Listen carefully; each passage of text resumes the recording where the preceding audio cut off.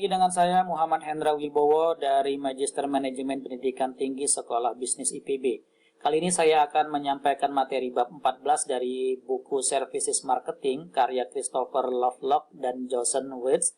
Bab 14 ini berisi tentang Improving Service Quality and Productivity.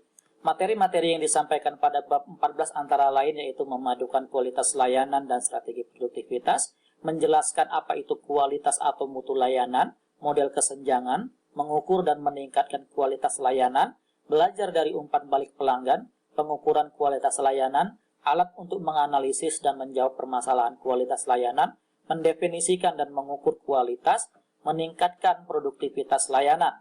Pada kesempatan ini saya akan lebih fokus untuk menjelaskan tentang alat untuk menganalisis dan menjawab permasalahan kualitas layanan.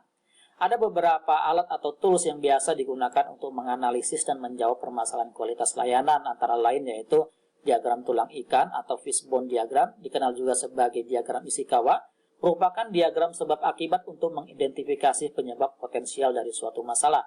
Selanjutnya ada grafik Pareto untuk memisahkan masalah yang kurang berarti dari masalah yang penting. Sering juga disebut sebagai grafik 80-20, artinya 80% mayoritas masalah disebabkan oleh 20% penyebab kunci.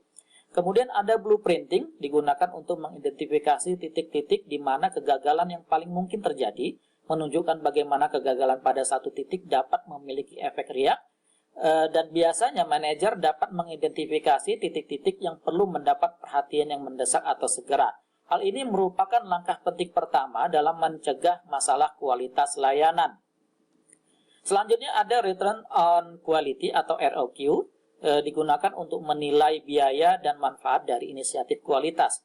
Pendekatan ROQ didasarkan pada 4 asumsi, yaitu kualitas merupakan investasi, upaya kualitas harus dapat dipertanggungjawabkan secara finansial, memungkinkan menghabiskan terlalu banyak uang untuk peningkatan kualitas, dan tidak semua pengeluaran untuk peningkatan kualitas adalah valid.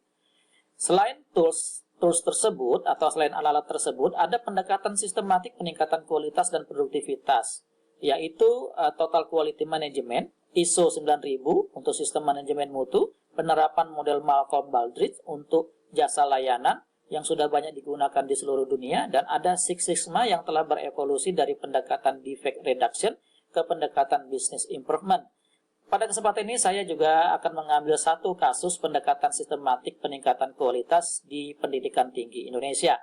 Di Indonesia sudah terdapat sistem penjaminan mutu pendidikan tinggi yang secara legal telah diatur dalam Undang-Undang Nomor 12 Tahun 2012 tentang Pendidikan Tinggi dan Peraturan Menteri Riset Teknologi dan Pendidikan Tinggi Nomor 62 Tahun 2016 tentang Sistem Penjaminan Mutu Pendidikan Tinggi. SPM Dikti itu terdiri dari dua, yaitu sistem penjaminan mutu internal yang dilaksanakan oleh perguruan tinggi dan sistem penjaminan mutu eksternal yang dilakukan oleh Badan Akreditasi Perguruan Tinggi atau Lembaga Akreditasi Mandiri. Semua itu didukung oleh Pangkalan Data Pendidikan Tinggi.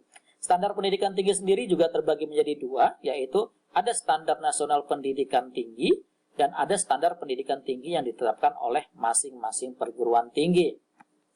Siklus SPMI terdiri dari 5 tahapan, yaitu penetapan, pelaksanaan, evaluasi, pengendalian, dan peningkatan. Sedangkan siklus SPME itu terdiri dari 3 tahapan, yaitu evaluasi data dan informasi, penetapan status akreditasi dan peringkat terakreditasi, serta pemantauan status akreditasi dan peringkat terakreditasi.